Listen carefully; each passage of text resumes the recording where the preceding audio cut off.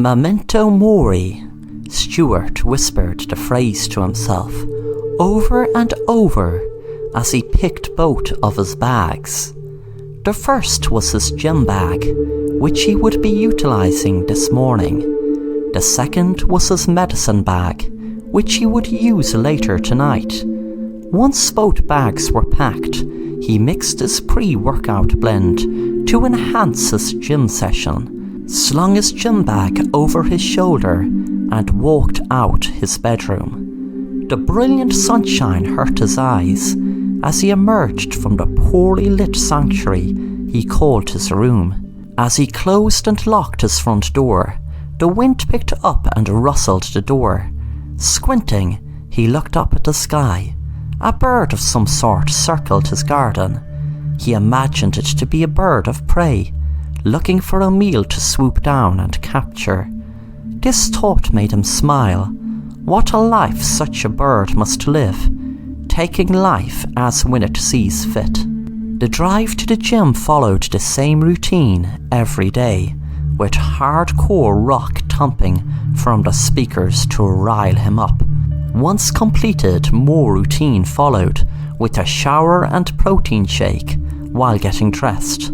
The drive home would be the complete opposite of the previous trip, as Stuart would listen to softer soul music and take in the beautiful trees that lined the roads. Often he would even give $1 or $2 to a homeless person that would come tapping on his window for change.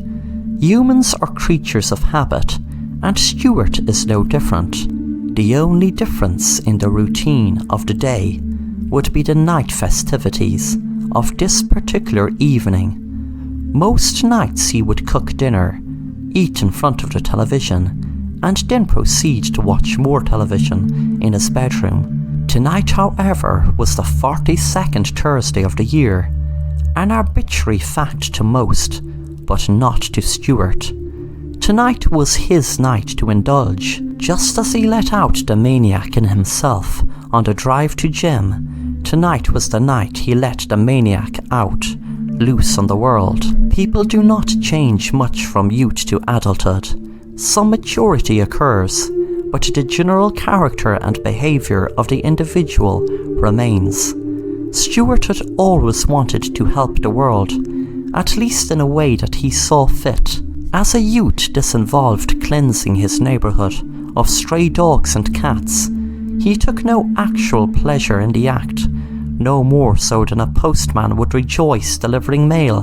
He simply felt it was something to be done. As he did it over the years, his method of euthanization had evolved from bludgeoning the animals to squeezing their necks until he heard the sick pop of confirmation that the neck had broken.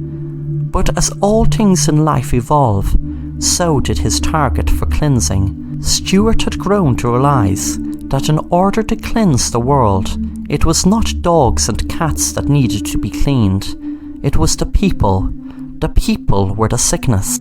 41 Thursdays before the chosen night meant that he knew exactly what he was doing. He planned out his routines, as well as who his patients would be. Access to the sick was yet more proof that people cared not one bit about the sick.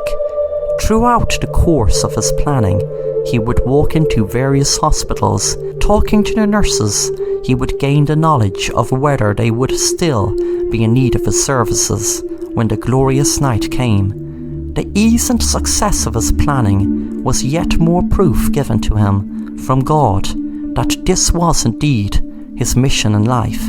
He worked from home as an architect, but Stuart had always wanted to be a doctor. He may not have the qualifications, but the work he did was equally as important. The only difference that Stuart saw between himself and traditional doctors were the clothes they wore. His choice of dress for the task at hand was a heavy overcoat paired with an authentic 1620s plague mask. After all, he couldn't risk getting the sicknesses. Once home from the gym, Stuart cooked and ate before taking a nap in preparation for the big night. He set an alarm for midnight, but the excitement for the evening woke him up 15 minutes before the scheduled time. He lay in his bed in the dark for a moment. He felt at peace in the dark. He looked around in the darkness at the outlines of the furniture in his room. His light breathing was the only sound around him. He flexed his toes and arched his back to stretch the sleep away. He sat up straight in the darkness. Stuart was ready to begin his night of work. Memento Mori, he proclaimed to the darkness. The patrons of St. Barnabas ward, that for the mentally ill, were long asleep by the time the wind blew Stuart through the doors. He had his medicine bag in hand and the plague mask on as he sat beside his first patient. He never rushed the process. Each patient was as important and deserving as the next. Stuart picked up the patient chart and read the name out loud. James, I absolve you of your sins. May God have mercy on your soul. Memento Mori. And with that, Stuart inserted the needle deep into the arm of sleeping James. The pancuronium bromide slowly left the syringe and set to work causing powerless and respiratory arrest. This method of cleansing was the best Stuart had found prior to this. He had held a pillow over the face of his patients. He moves from patient to patient with the obvious speed of a very experienced executioner. As he injects the saving liquid into his last patient, her eyes suddenly shoot open and stare into the hollow eye sockets of the mask. Memento Mori. Stuart tells her as she looks at him in confusion. All she manages out is Birdman, before her muscles lock up and her breathing stops. He strokes her hair gently and admires his work. She is silent, and he knows he has done a good job. God's work. Packing his utensils back into his bag, he heads back home. He has work tomorrow. Life goes on. Thanks for watching The Assassin Rapper, and if you enjoy the content, then make sure to subscribe and hit the bell to be notified of new content.